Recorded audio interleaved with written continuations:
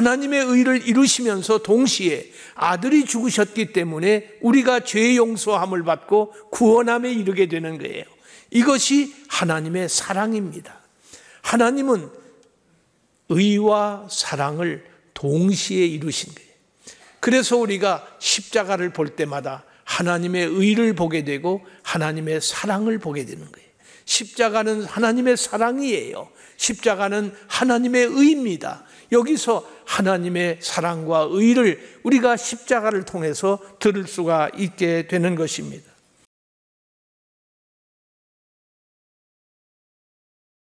이스라엘 역사를 보면은 이스라엘 백성들이 2번씩이나 외국에 포로로 끌려가서 안타까움을 당한 역사적 사건이 있습니다.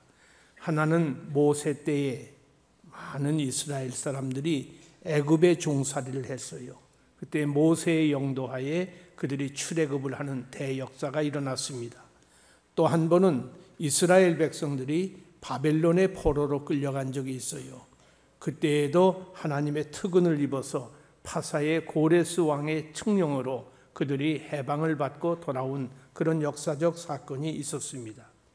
그 이유는 아브라함에게 하나님이 약속을 주셨기 때문에 내가 약속한 땅에 네 후손들이 영원히 살 것을 하나님이 약속을 주셨기 때문에 약속대로 이들이 돌아올 수가 있었습니다.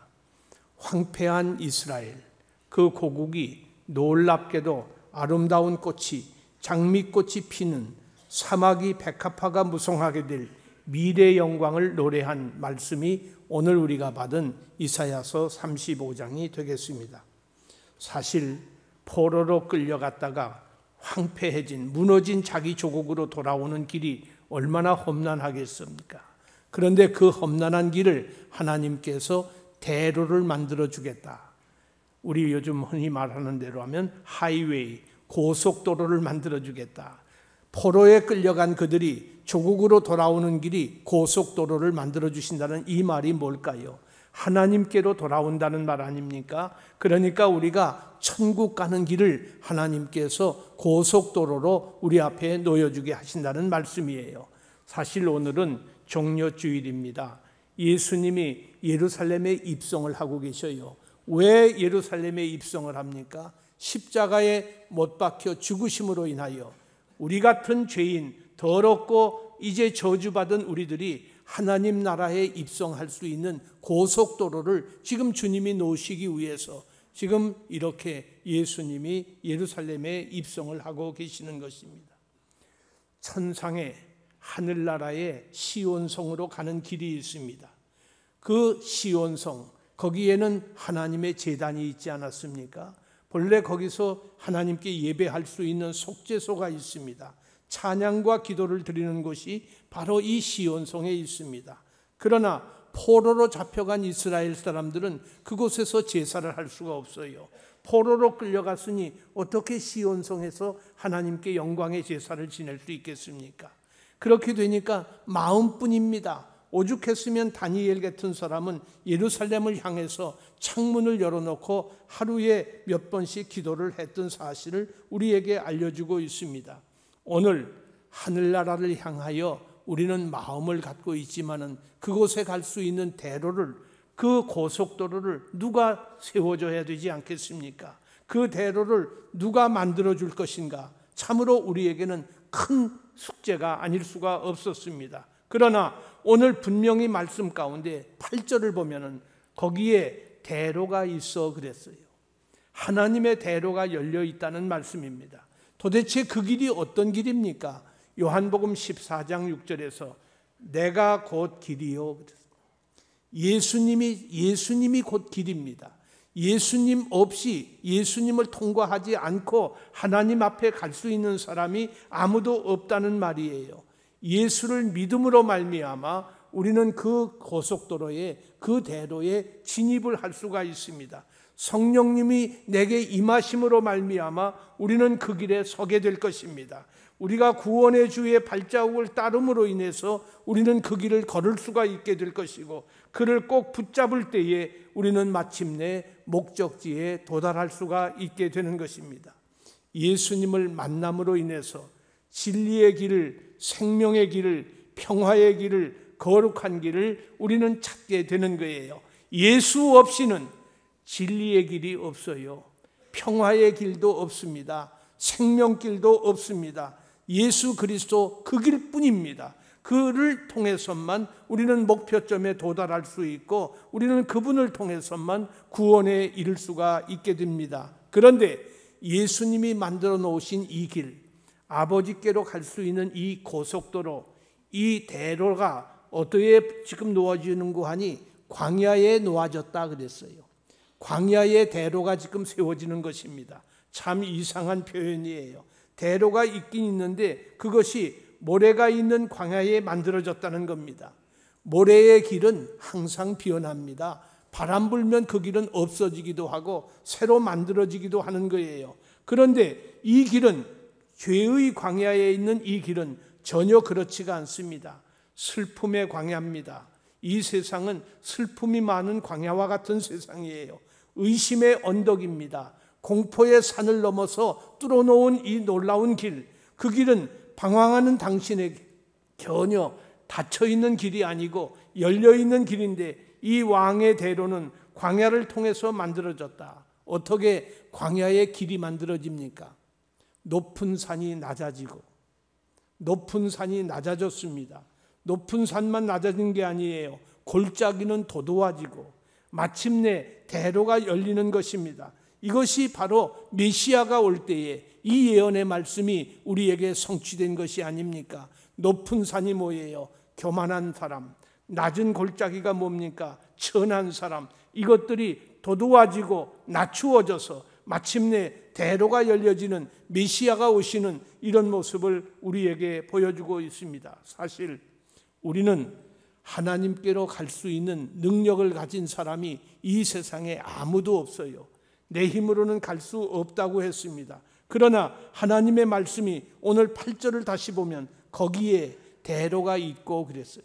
분명히 대로가 있습니다. 많은 사람들이 악과 강팍한 마음과 과오와 의기소침한 어두움의 골짜기를 지나고 있지만은 거기에도 곧게 뻗은 대로가 생긴다는 것입니다. 사랑의 하나님 외에 누가 그 일을 원할 수 있을까? 지혜의 하나님 외에 누가 그 길을 만들도록 궁리할 수 있었을까? 권능의 하나님 외에 누가 그 길을 세울 수 있을까? 하나님 외에는 아무도 계획도 못하고 궁리도 못하고 세울 엄두도 못 냈을 것입니다.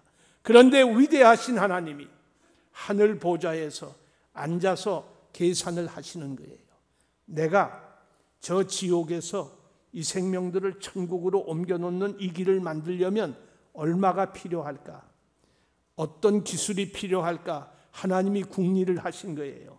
그때에 하나님께서 가장 비싼 것을 지불할 수밖에 없는 그 역사적 그런 상황에 처한 것을 스스로 알게 되신 것입니다. 그것이 무슨 값을 치러야 됩니까? 여기에서 하나님께서 아들을 내놓으시기로 한 거예요. 아들을 지불하기로, 아들을 죽게 하심으로 인해서 마침내 그 길의 값을 충당하시기로 그렇게 약속을 하시게 되는 것입니다. 사랑하는 성도 여러분, 내가 가장 사랑하는 이가 생사의 기로에 놓여 있다고 가정을 합시다. 병원에서 이 사람을 살리려면 어마어마한 대가를 지불해야 된다고 합니다. 어떻게 할까요? 무엇을 하고라도 어떻게든지 살려만 주십시오 하는 것이 우리의 심정이 아니겠습니까? 하나님도 마찬가지예요. 지금 다급해지셨어요. 지금 생사의 기로에 놓여 있는 사랑하는 이들을, 우리 같은 천한 것들을 하나님이 그토록 사랑하시어서 그대로 두고 보실 수가 없었던 것입니다.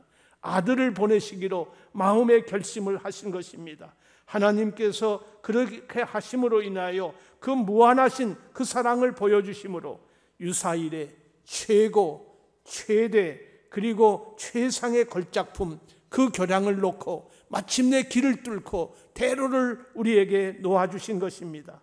이사야서 43장 19절로 20절에서 이렇게 우리에게 말씀했습니다. 반드시 내가 광야의 길을 사막에 강을 내리니 광야에 길을 내겠다. 사막에 강을 흐르게 하겠다. 반드시 내가 할 것이다. 하나님의 약속을 마침내 예수 그리스도를 이 세상에 보내주심으로 성취하게 하신 것입니다. 이대로는 수천 년 동안 지금까지 아버지 집에 택한 백성들이 도착하도록 다친 적이 없어요. 항상 가장 좋은 조건으로 당신님이 택한 백성들이 그 길을 통해서 아버지 앞에 올 수 있도록 지금도 열려 있습니다. 깨지거나 변경되지 않는 도로입니다. 결코 어떤 일이 있다고 해서, 비가 오고 장마가 왔다고 해서 깨어지는 법이 없습니다. 이 대로는 하나님의 권위로 지정된 도로이기 때문에 여행하는 사람들은, 그곳을 여행하는 사람들은 특별 보호를 받습니다. 누구의 보호를 받습니까? 왕중왕 되시는, 경찰의 보호가 아니라 왕중왕 되시는 예수님이 보호하시고 인도하시고 지켜주시는 것입니다. 이 길은 돌아가는 길도 없습니다. 파괴되지도 않는다고 그랬습니다. 그렇다고 해서 가다가 막히는 홀츠베그, 막다른 골목도 아닙니다. 예수 그리스도를 생명의 길로 우리가 말을 할 때에 예수님은 나의 생명이 길입니다. 예수님이 내 생명입니다. 그렇게 말을 할 때에 우리는 더 이상 염려가 없지요. 무슨 염려를 할 이유가 있어요? 예수님이 내 생명인데, 예수님이 나의 생명이시고 예수님이 나의 주님이라고 내가 고백을 하면 내 모든 염려는 이미 주님에게 넘어간 겁니다. 이미 주님이 모든 것을 책임지고 계신 거예요. 주님은 나의 주님이십니다.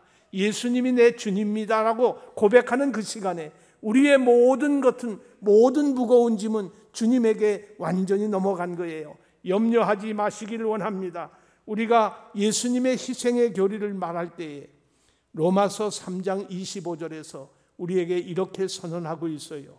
예수를 하나님이 그의 피로서 믿음으로 말미암는 화목 제물로 세우셨으니, 그의 피로서, 그것을 믿음으로 말미암아 우리의 화목 제물로 세우셨다.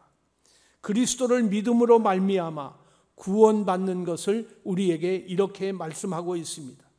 우리는 어떤 길이나 궤도를 계획하거나 만든 적이 없어요. 그렇기 때문에 하나님이 만드신, 하나님이 지으신 이 길 외에 다른 길이 없는 것입니다. 만일에 우리가 만든 길이라면, 내가 만들어 놓은 대로라면 그것은 어떤 사람에 의해서 무너질 수도 있고 비판을 받을 수도 있습니다. 그러나 하나님이 만드신 것이기 때문에 우리는 그 명령에 순종만 하면 됩니다. 하나님의 지혜를 멸하지 말고 하나님이 주신 이 길을 겸손히 따라가기만 하면 되는 것입니다. 사실 오늘도 수만 명이, 수천만 명이 이 대로를 달리고 있습니다. 우리도 그 중에 한 사람입니다. 그렇기 때문에 우리는 하나님이 만드신 이 길을 통해서 아버지께로 가는 이 길을 지금 달리고 있는 거로 기쁘고 감사만이 차고 넘치는 것입니다. 우리 주님이 놓으신 그 길을 사도들이 달려갔어요. 그리고 모든 성도들이 지난 수천 년 동안 지금 이 길을 달리고 있습니다. 목적지를 향해서 기쁘고 감사한 마음으로 영광스럽게 달리고 있습니다. 이 길은 화해의 길이에요. 하나님과 원수되었던 우리가 하나님과 화평을 누리는 길입니다. 이 길은 평화의 길입니다. 아버지와의 평화만이 아니라 이 길을 가는 사람은 다 평화의 노래를 불러요. 이 길을 가는 사람들은 순결합니다. 무엇보다도 구원으로 인도하는 길을 가고 있기 때문에 찬양과 감사가 넘칠 것입니다. 그러면 그 길의 이름이 뭘까요? 그 길을 어떤 길이라고 했습니까? 오늘 본문 8절을 다시 보세요. 그 길을 거룩한 길이라 일컫는 바 되리니, 거룩한 길이라고 그랬어요. 그 길은 더러운 길이 아닙니다. 거룩한 길이에요. 믿음의 길은 거룩함과 대치되는 것이 아닙니다. 우리 성도들이 거룩한 길을 걷고 있어요. 그렇기 때문에 우리는 믿음을 가진 사람입니다. 사랑하는 성도 여러분, 거룩이라는 말이 뭐예요? 거룩이라는 말은 구별한다는 말입니다. 우리가 따라다니는 길이 거룩한 길, 구별된 길이 아니라면 그 길은 죄송하지만은 하나님의 길이 아닙니다. 생명으로 인도하는 문은 좁고 길이 협착하여, 그 길은 길이 협착하다고 그랬어요. 찾는 자가 적음이라. 오늘 많은 사람이 달려가는 길이 아닙니다. 좁은 길이라고 그랬어요. 좁은 문으로 들어가라. 멸망으로 인도하는 문은 크고 그 길이 넓어 그리로 들어가는 자가 많고, 오늘 이 길을 따르는 사람이 그렇게 많지가 않습니다. 거룩한 진리의 길이기 때문입니다. 대속적 죽음, 예수님의 죽으심을 통해서 우리가 거룩한 사람으로, 의로운 사람으로 인침을 받은 사람이 아닙니까? 그렇기 때문에 구속을 받은 사람만이 갈 수 있는 이 길, 거룩한 신뢰로 열려져 있는 길, 하나님만 의지하는 사람이 갈 수 있는 이 길을 우리가 가고 있는 것입니다. 이 말이 무슨 말이에요? 하나님을 의지한다는 말이 뭡니까? 그냥 믿음이면 믿음이지 왜 하나님을 의지한다고 하는 말은 뭐예요? 행함이 없는 믿음은 죽은 믿음이라고 그랬어요. 하나님을 믿는다고 입으로만 하지 말고 하나님을 진정으로 의지하라, 그 말이에요. 하나님을 참으로 의지해야 됩니다. 행함이 없는 믿음은 죽은 믿음이라는 이 말이 너무나도 위대한 말씀입니다. 우리가 거룩한 삶을 산다는 것이 구호가 결코 아닙니다. 죄인의 길에서 우리는 구별된 삶을 살 것을 요청하고 있는 거예요. 그리고 이 길은 거룩한 길만이 아니라 선택된 길이에요. 아주 특별한 길입니다. 오늘 읽은 본문 8절을 다시 보면 깨끗하지 못한 자가 지나가지 못하겠고 그랬어요. 깨끗하지 못한 자는 이 길을 지나갈 수가 없습니다. 오직 구속함을 입은 자들을 위하여 있게 될 것이다. 구속함을 입은 자들만 이 길을 지나갈 수 있어요. 그러면 누가 구속함을 입은 자일까? 구속함을 입은 사람이 누굽니까? 내가 구속함을 입었다고 누가 장담을 할 수 있어요?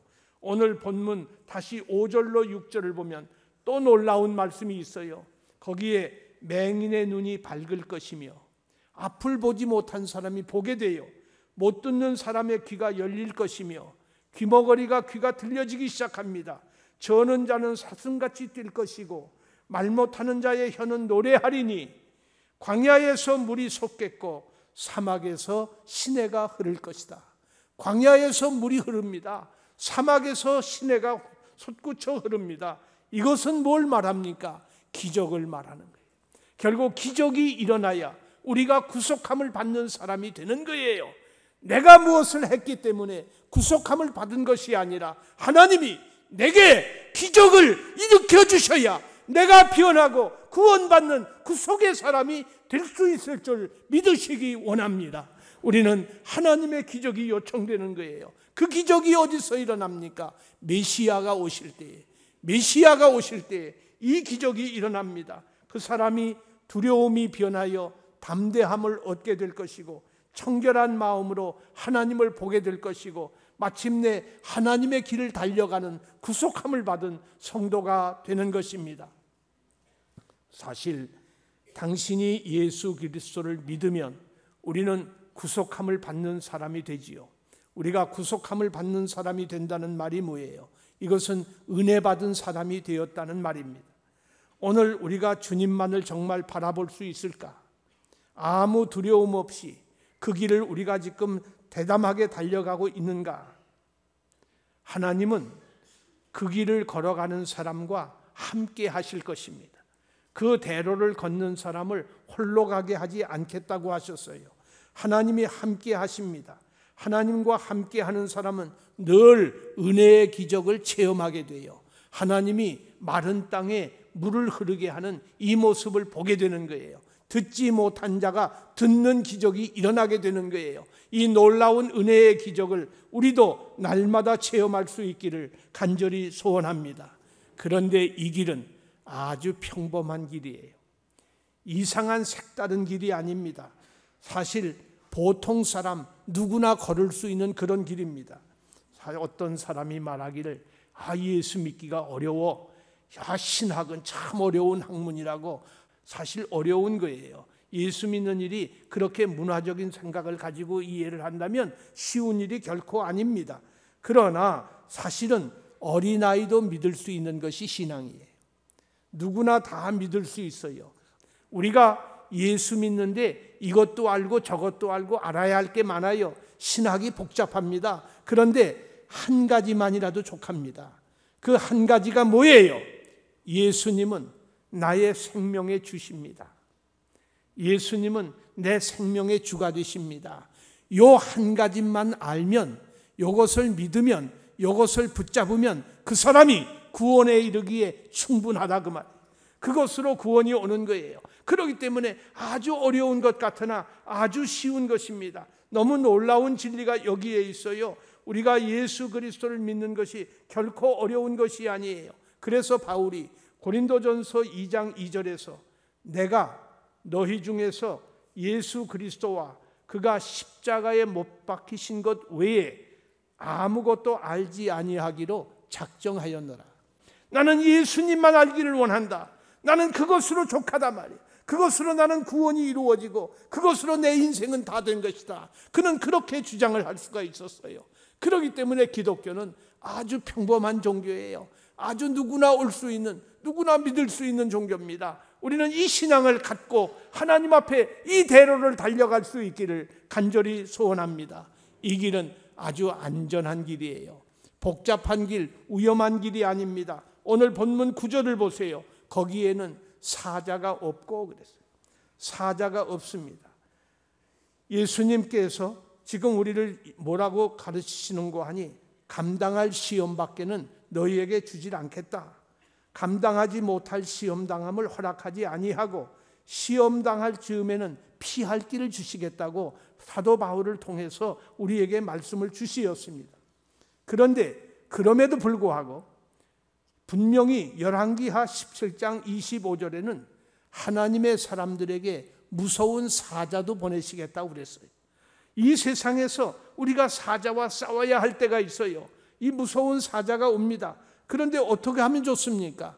여러분, 여기 동물학자가 계십니까? 사자가 가장 무서워하는 것이 뭔지 아세요? 사자가 가장 무서워하는 것 칼이 아니에요. 사자가 제일 무서워하는 건 불이랍니다. 사자는 불을 무서워해요. 불만 있으면 사자는 도망쳐요. 그런데 하나님이 우리의 뭐가 되신다고 그랬어요? 내가 내 불담이 되어주마. 하나님이 불로 우리를 보호하고 계셔요. 사자 덤비지 못하도록 하시는 거예요. 하나님이 우리를 보호하십니다. 믿으시기 원합니다. 우리는 하나님의 보호 아래 있어요. 그렇기 때문에 우리는 당당하게 이 대로를 오늘도 달려갈 수가 있는 것입니다. 거룩한 길에 대한 우리의 응답은 그렇다면 무엇으로 해야 할까? 이 길을 우리가 달려갈 때 우리 앞에 놓인 이 길을 조심스럽게 식별해야 됩니다. 이 세상에 많은 영들이 있는데 영들을 다 믿지 말고 하나님께 속하였나 분별하도록 하라. 많은 거짓 선지자가 세상에 나왔습니다.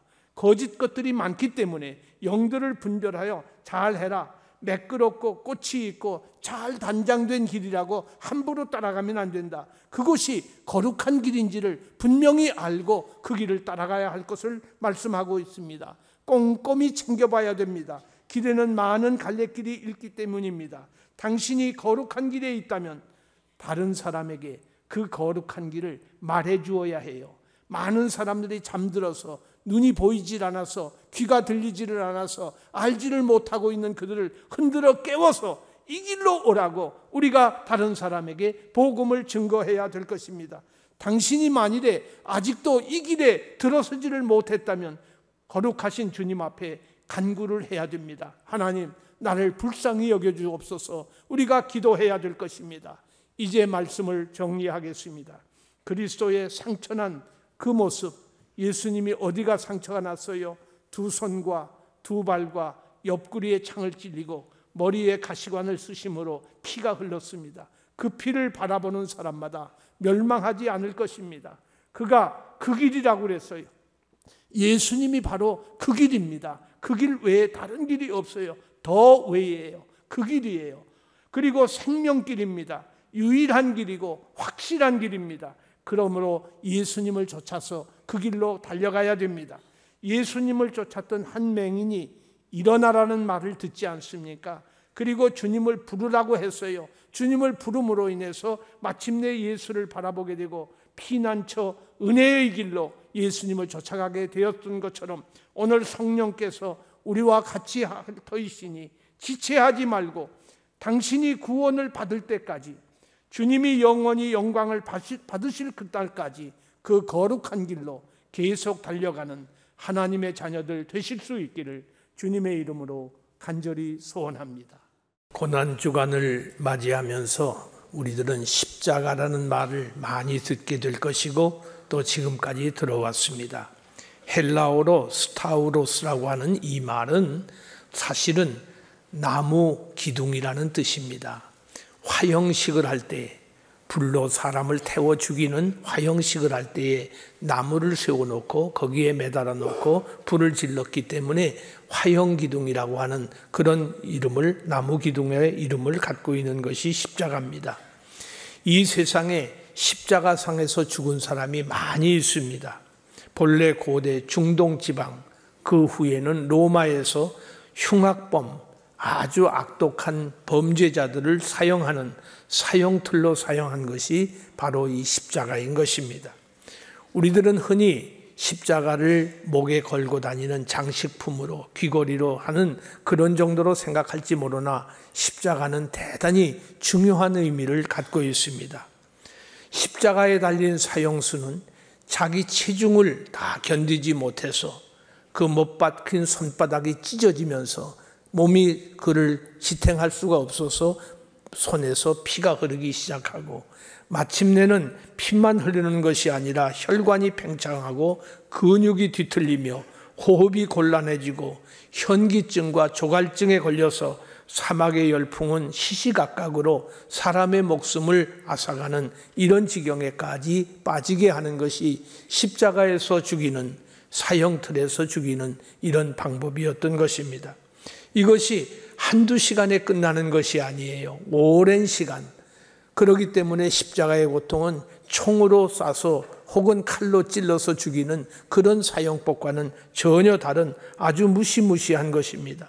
많은 사람들이 십자가에 달려서 아우성을 치고 원망과 시비의 소리를 지르며 욕설을 퍼붓고 심지어는 발광을 하다가 속히 죽게 해달라고 애원하다시피 해버리는 것이 십자가의 죽음의 사형틀의 안타까운 모습입니다. 로마의 시세로는 일찍이 이렇게 말을 했습니다. 이 세상에서 가장 잔악하고 무서운 형벌이 십자가다. 이 세상에 목을 매달아 죽이는 방법도 있고 톱으로 쓸어 죽이는 법도 있지만은 그보다 더 잔악한 것, 그것이 바로 십자가 사형 방법이다. 예루살렘 성 밖에 이 지금 적토박이 언덕 위에 세워진 십자가에서 나사렛 예수 그리스도께서 지금 달려서 죽고 있는 이 모습을 우리들이 연상할 수가 있습니다. 영국의 캔터버리의 대주교로 알려져 있던 안셀무스라고 하는 사람, 안세름이라고 하는 사람은 하나님은 왜 사람이 되셨나? 어째서 하나님이 사람이 되셨을까? 이런 책을 썼습니다. 그는 그 책 속에서 두 가지를 질문하고 있어요. 하나님이 사람이 되신 이유가 뭘까? 아니, 하나님께서 왜 십자가에서 죽게 하셨을까? 이 두 가지 질문을 하고 있어요. 그러면서 그가 또 말하기를 천사들이나 다른 어떤 사람을 통해서도 하나님이 못하실 일이 무엇인가? 왜 하필이면 아들 예수 그리스도를 십자가에 죽게 하셨을까? 참으로 놀라운 질문을 스스로 하면서 거기에 대답을 하고 있습니다. 오늘 이 십자가가 우리 생각으로는 명상만 하는 그런 것으로 끝나면 안 될 거 아니겠어요? 도대체 십자가가 뭡니까? 십자가는 오늘도 우리에게 말을 해주고 있어요. 무슨 말을 하고 있습니까? 여러분 십자가를 볼 때마다 무슨 음성을 듣고 있습니까? 요즘에는 어린아이들 인형도 말을 합니다. 장난감에도 말하는 장난감이 많아요.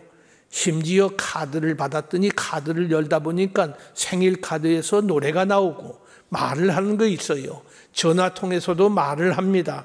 로봇도 말을 합니다. 그 말은 전부 입력된 말이에요. 그러나 십자가는 오늘도 여전히 우리에게 말을 하고 있습니다. 오늘 우리가 읽은 히브리서 12장 24절에 아주 중요한 말씀이 나옵니다. 새 언약의 중보이신 예수와 아벨의 피보다 더 낫게 말하는, 아벨의 피보다 더 낫게 말을 한다. 무엇이? 뿌린 피니라. 예수님이 뿌린 그 피, 예수와 그 뿌린 피가 아벨의 피보다 더 나은 말을 우리에게 하고 있다. 아벨의 피가 무슨 말을 합니까? 가인에 의해서 죽은 아벨이 지금 땅에서부터 말을 하면서 솟구쳐 오른다고 그랬어요. 그 말은 원망하는 말이에요. 그 말은 아무래도 복수에 찬 아주 무서운 그런 징벌을 요구하는 말일 거예요. 저 사람이 나를 죽였습니다. 하나님 심판해 주세요. 이런 말을 아벨의 피가 소리를 칠 것이다. 그러나 예수가 흘린 피, 그 피는 지금도 우리에게 더 훌륭한 말을 해주고 있다. 도대체 무슨 말을 우리가 들을 수 있다는 말입니까? 우리가 십자가를 바라볼 때 하나님이 누구이신지를 알게 됩니다. 십자가를 통해서 하나님이 어떤 분이심을 알게 되는 거예요. 당시에 예수님을 잡기 위해서 로마 군인들이 등불을 들고 횃불을 들고 주님을 찾으러 다녔어요. 생각해 보세요. 예수님은 빛이라고 그랬어요. 빛의 근원이라고 그랬어요. 빛 대신 주님 앞에 등불 들고 횃불 들고 예수님을 찾으러 왔던 이 아이러니, 정말로 우스꽝스러운 일이 아닐 수가 없습니다. 오늘도 많은 사람들이 이성의 등불을 들고, 인간 이성의 등불을 들고 지식의 욕망의 몽둥이를 든 채, 그리고 무엇보다도 명예의 횃불을 높이 들고 예수님을 찾으려고, 예수님을 만나려고 몸부림을 치고 있는 것과 무엇이 다르겠습니까? 그 당시는 6월절입니다. 중천에 달이 높이 밝게 떠 있는 6월절이에요. 만월이 된 때예요. 우리가 잘 아는 대로 부활절이 언제입니까? 춘분이 지나고 만월이 된 그 다음에 첫 번째 주일이 부활절이에요. 그러니까 이때는 만월이에요. 풀문이란 말이에요. 그러니까 밝은 때인데도 불구하고 누구를 찾느냐고 물었습니다. 예수님의 이 질문에 그들이 뭐라고 대답을 했어요? 나사렛 예수를 찾는다고. 예수님을 앞에 세워놓고 나사렛 예수를 찾는다고 말한 이 사람들이 얼마나 눈뜬 소경입니까? 이 말이 뭘까요? 오늘 많은 사람들이 예수님을 찾고 있습니다마는 사실은 예수님께서 자신을 보여주시기 전에는 아무도 예수님을 만날 수가 없다는 말이에요. 예수님을 알 수도 없어요. 오늘 십자가를 통해서만, 오늘 십자가에 못 박힌 그리스도를 통해서만 우리가 하나님을 만날 수 있고 하나님을 알 수가 있지, 우리의 지식의 횃불을 통해서는, 우리의 경험의 어떤 등장불을 들고서는 도무지 예수님을, 하나님을 알 수도 없고 만날 수도 없다는 것입니다. 구약 시대에는 많은 사람들이 하나님의 영광을 어디서 찾았는고 하니 자연과 이스라엘 백성에게서 찾았어요. 신약 시대에는 하나님의 영광을 완전 복종하신, 십자가에 못 박히기까지 완전 복종하신 예수님을 통하여 하나님의 영광을 만나게 되는 거예요. 그러니까 생각해 보세요. 예수님이 아버지 하나님께 완전 복종을 하는 것, 내 뜻대로 마옵시고 아버지의 뜻대로 하옵소서 한 그것이 하나님 아버지께 얼마나 영광이 됩니까? 얼마나 큰 영광이 돼요. 자식이 부모에게 순종을 잘하면 부모가 영광을 받는 거예요. 자식이 부모에게 항거나 하고 비난이나 하고 돌아다니면 부모가 얼마나 천대꾸러기가 되고 말지 않습니까? 지금 모든 인간, 아담 이후의 모든, 저를 포함해서 모든 사람들은 하나님께 복종을 못했어요. 그런데 예수님께서 완전 복종을 하심으로 인해서 하나님의 영광을 드러내든, 십자가를 바라보면서 하나님의 영광을 보게 되는 거예요. 하나님이 저렇게 영광을 받으셨구나. 우리는 하나님이 누구이신지를 보게 되는데 영광 받으시는 하나님이심을 우리가 보게 되는 것입니다. 그것뿐만이 아니에요. 십자가에서는 하나님의 공의와 사랑을 보게 되는 거예요. 우리 하나님은 의로우신 하나님이십니다. 의인을 찾고 계신 이유가 하나님이 의로우시기 때문이에요. 그런데 하나님의 공의 앞에 누가 감히 설 수 있어요? 다 죄인입니다. 하나님께서 세우신 의는 영원히 변함이 없어요. 죄를 짓는 사람은 죽는다고 그랬어요. 그런데 아담이 범죄하고 모든 인간이 그를 따라 범죄했기 때문에 인간은 죽어 마땅합니다. 죽어야 했고 이미 죽은 존재예요.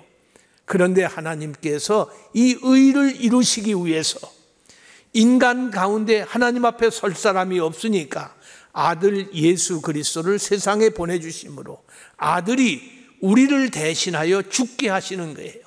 아들이 죽으심으로 인해서 하나님의 의가 이루어지는 것이에요. 하나님의 의를 이루시면서 동시에 아들이 죽으셨기 때문에 우리가 죄 용서함을 받고 구원함에 이르게 되는 거예요. 이것이 하나님의 사랑입니다. 하나님은 의와 사랑을 동시에 이루신 거예요. 그래서 우리가 십자가를 볼 때마다 하나님의 의를 보게 되고 하나님의 사랑을 보게 되는 거예요. 십자가는 하나님의 사랑이에요. 십자가는 하나님의 의입니다. 여기서 하나님의 사랑과 의를 우리가 십자가를 통해서 들을 수가 있게 되는 것입니다. 뿐만 아닙니다. 십자가를 통해서 하나님의 지혜와 권능을 듣게 돼요. 하나님의 지혜, 하나님의 권능 생각해 보세요. 의를 주장하면 사랑이 안 보입니다. 사랑을 주장하다 보면 의가 가려지는 거예요. 그런데 하나님께서는 십자가를 통해서 의와 사랑을 함께 동시에 보여주셨어요. 이것은 하나님의 지혜입니다. 인간의 누구도 생각할 수 없고 발명할 수 없고 만들어낼 수 없는 것을 하나님이 하시는 거예요. 하나님의 지혜가 여기서 십자가를 통해서 보여지게 되는 것입니다. 하나님의 지혜와 권능이 나타났다고 했어요. 우리들이 죄를 짓지 않으려고 하는 것도 중요합니다. 간음하지 말라, 도적질하지 말라, 남을 미워하지 말라, 탐심하지 마라, 다 중요한 말이에요. 그러나 그보다 더 중요한 것은 하나님 앞에서 하나님의 영광을 드러내는 삶을 사는 것이 얼마나 귀한 것을 우리에게 알려주고 있습니다. 많은 사람들이 그리스도와 의와 사랑을 표현해야겠는데 이것을 하지 못하고 있는 것이 우리의 현실인 것입니다. 이 십자가를 통해서 하나님께서는 자신의 의를 보여주시고 자신의 사랑을 나타냈기 때문에 지혜로 나타난 거예요. 이것이 지혜고 이것이 권능인 것입니다. 우리들이 하나님 앞에서 하나님의 권능을 종종 보게 돼요. 한 알의 밀알이 땅에 떨어져 죽으면 많은 열매를 맺을 것이다. 한 알의 밀알이 누굴까요? 여기서 한 알의 밀알은 우리들이 아니에요. 예수님이에요. 예수님이 죽었기 때문에 많은 열매가 맺은 거예요. 생명이 살아난 거예요. 다시 말해서 우리가 이 구원의 신비, 이것은 하나님의 지혜로 이루어지는 거예요. 이것이 하나님의 권능입니다. 하나님이 못하실 것이 없어요. 그리스도를 통하여 우리를 구원하시는 하나님의 권능이 여기에서 이렇게 나타나게 된 것입니다. 한 걸음 더 나가서 십자가를 통해서 하나님이 내가 너희를 구원하였노라 라는 말씀을 듣게 됩니다. 십자가를 우리가 바라볼 때마다 들리는 소리가 있어요. 내가 너희를 구원하였다. 죄인된 우리가 구원을 받았다고 하나님의 십자가는 우리에게 말씀을 주고 있습니다. 만일에 십자가가 세워지지 아니하였다면 우리는 어떻게 됐을까? 예수님 앞에 두 개의 잔이 놓여져 있어요. 하나는 진노의 잔입니다. 진노의 잔. 또 하나는 구원의 잔이에요. 진노의 잔과 구원의 잔 두 개의 잔이 놓여졌어요. 예수님이 어느 것을 잡아야 될까요? 예수님께서는 진노의 잔을 잡아서 드셨어요. 그리고 구원의 잔을 우리에게 주신 것입니다. 그렇게 해서 우리가 구원을 받은 거예요. 예수님이 진노를 받으셨기 때문에 우리가 구원을 얻게 된 것입니다. 너무나도 놀라운 너무나도 감사한 주님이 몰라서 그 진노의 잔을 드신 것이 아니잖아요. 주님께서는 그 진노의 잔을 아시면서 시편 116편 13절에 구원의 잔을 우리에게 주시려고 마태복음 26장 39절에 진노의 잔을 주님이 친히 드시게 되신 것입니다. 예수님이 진노의 잔을 받으신 이유가 있어요. 화목제물이 되시려고. 예수님이 화목제물이 되시려고, 죄값을 지불하시려고, 값없이 우리를 용서하시려고 자기가 진노를 받게 되시는 거예요. 그리스도 예수로 말미암아 값없이 의롭다 하심을 얻은 자 되었느니라. 로마서 3장 24절 말씀. 우리는 돈 주고 구원을 얻지 않았어요. 우리가 어떤 노력을 통해서 구원을 얻은 것이 아닙니다. 값없이 주님이 은혜로 주신 것입니다. 이 대속의 죽으심으로, 그리스도가 나를 대신하여 죽으심으로 인해서 아버지 하나님과 나와의 관계가 불화한 관계에서 화목한 관계로 변하게 된 것이다. 너무나도 놀라운 이 깊은 진리를 우리가 오늘도 믿고 감사의 눈물을 우리가 흘려야 될 것입니다. 여기서 중요한 원리가 있어요. 하나님 아버지와 나와 화해를 만드신 분이 누굴까? 어떤 분은 내가 화해를 이루었지 그런데 천만의 말씀. 여러분, 부부 간에 어떤 다툼이 있거나 친구 간에 다툼이 있을 때 누가 먼저 화해의 손을 내밀어야 합니까? 큰 사람이 화해의 손을 먼저 내미는 법이에요. 화해의 손을 내미는 사람이 큰 사람이에요. 누가 우리와 하나님 아버지 사이에 화해를 이루셨는고 하니 화해의 오더, 화해의 저자는 아버지 하나님. 아버지 하나님이 화해를 우리에게 이루셨어요. 화해의 중보자, 화해를 이루는 중보를 만든 사람은 아들 예수 그리스도, 아들 예수 그리스도가 화해의 중보자입니다. 화해의 대사, 엠베서더, 화해의 대사가 누군고 하니 그것은 성령님의 이끄심을 받는 우리 그리스도인들, 성령님의 이끄심을 받는 성도들은 다른 사람에게 화해를 하도록 대사 역할을 하는 거예요. 이것이 예수 그리스도께서 십자가를 통하여 우리에게 이루어 주신 일입니다. 우리가 십자가 앞에 설 때마다 소자야 네 죄 사함을 입었느니라, 이 말씀을 듣고 있어요. 들리십니까? 들리십니까? 소자야 네 죄 사함을 입었느니라. 중세기에 요한 칼빈이 만든 예배의식에는 죄 용서의 선포가 있어요. 예수님께서 우리 죄를 용서하십니다 하는 선포식이 있어요. 그러면 모든 교인들이 아멘으로 대답해요. 소자여 내 죄 사함을 입었느니라. 아멘 하는 거예요. 아멘 하는 거예요. 우리가 하나님 앞에서 얼마나 감사한 놀라운 은혜를 힘입었습니다. 왜? 예수께서 나를 화해케 하셔 화평의 제물이 되셔서 화목의 제물이 되심으로 우리가 오늘 하나님과 화해를 이루고 마침내 구원함에 이르게 되었습니다. 마침내 구원함을 받게 된 것입니다.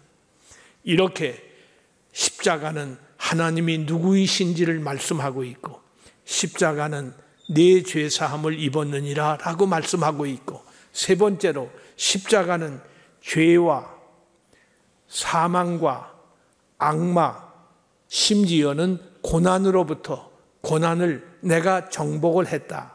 죄를 정복했고 사망과 악마를, 고난을 내가 정복했다고 주님이 하시는 말씀을 듣게 되는 것입니다.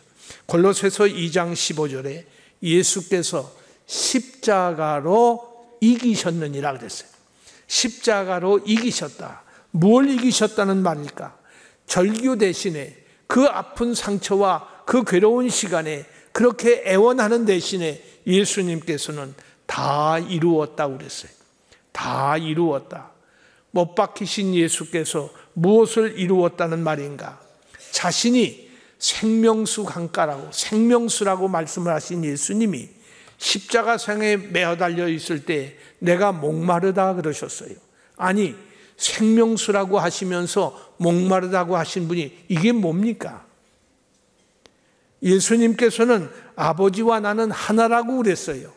그렇게 말씀하신 예수님이 십자가에 매달려서는 아버지, 왜 나를 버리십니까? 아버지 앞에 버림을 받고 있어요. 그러신 예수가 무엇을 이루었다는 말을 할 수 있어요?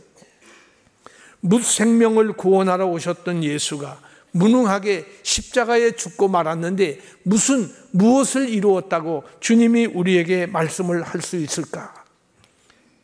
다 이루었다는 말은 아직 죽기 전에 십자가상에서 하신 말씀이에요. 다 이루었다는 말은 죽음을 통해서 다 이루신 것을 말합니다.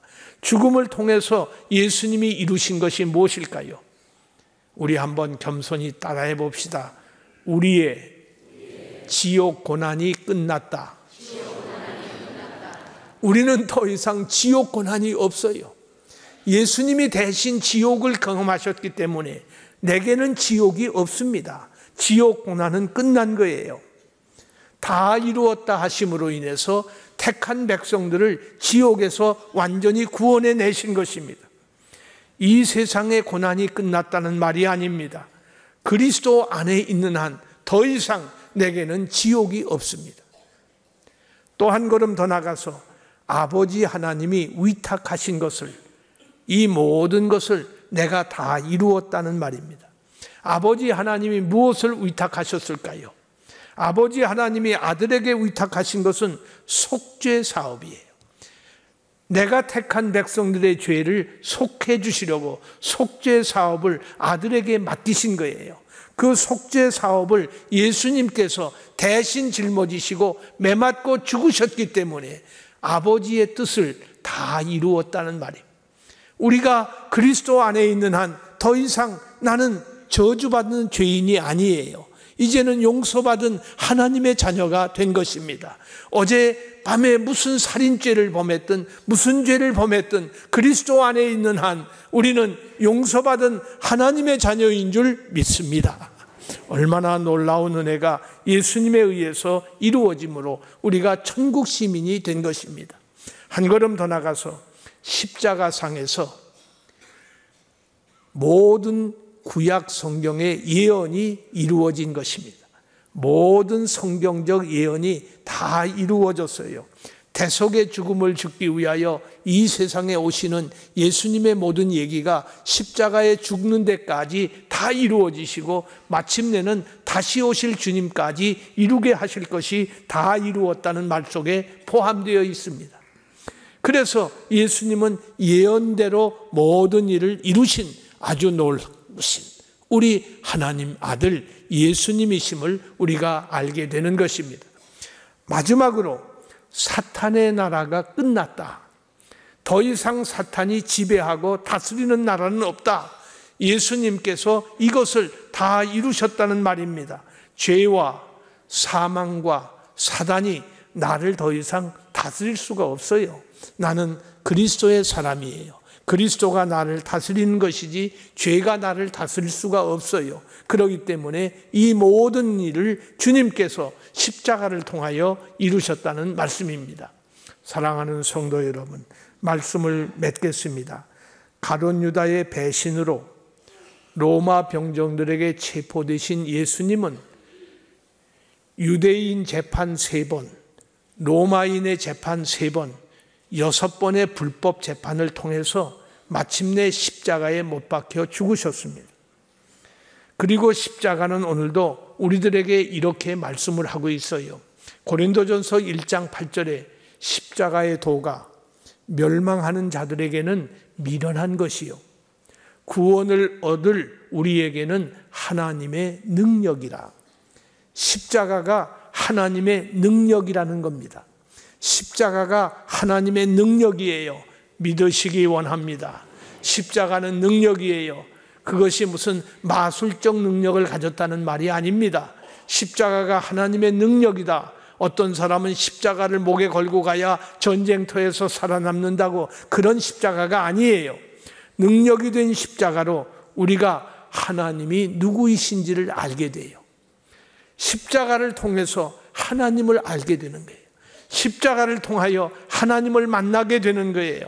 하나님의 영광과 공의와 사랑과 특별히 하나님의 지혜와 권능을 알게 되는 것입니다. 이렇게 십자가는 능력이에요. 하나님을 알게 되는 것. 나는 아무리 몸부림쳐도 우리가 알 수가 없는데 그 십자가를 통하여 하나님을 알게 될 수 있으니 이 복을 받고 누리시기를 간절히 소원합니다. 한 걸음 더 나가서 십자가의 능력은 그 능력으로 당신이 구원을 얻게 되었다는 놀라운 진리입니다. 오늘 십자가로 내가 구원을 얻었어요. 내가 어떤 선을 행했기 때문에, 내가 어떤 의를 이루었기 때문에 구원을 얻은 것이 결코 아닙니다. 나는 한없는 죄인이고 말할 수 없는 약한 자인데 그럼에도 불구하고 십자가로 구원을 주신 하나님께 감사가 차고 넘치기를 원합니다. 그래서 우리가 항상 기뻐하고 쉬지 말고 감사하는 말이에요. 왜? 구원받았으니 무엇을 더 원망할 수 있습니까? 이 구원의 감사를 우리가 오늘도 영원히 이 구원이 얼마나 큰 것을 알게 되면 우리가 감사가 차고 넘칠 것입니다. 이 복을 받고 누리시는 하나님의 자녀 되실 수 있기를 간절히 소원합니다.